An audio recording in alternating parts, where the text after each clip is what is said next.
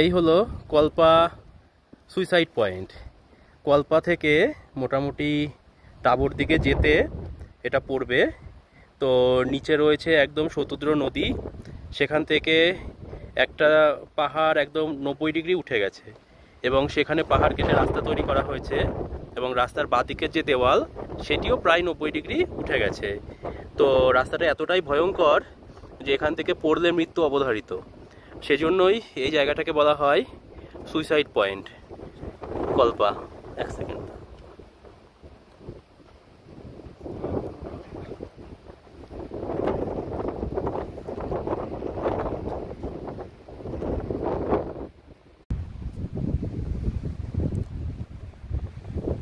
রাস্তাটা এখানে এতটাই ভয়ঙ্কর যে ধস হয়। এই যে দেখা যাচ্ছে অনেকটা রাস্তা ভেঙে গেছে,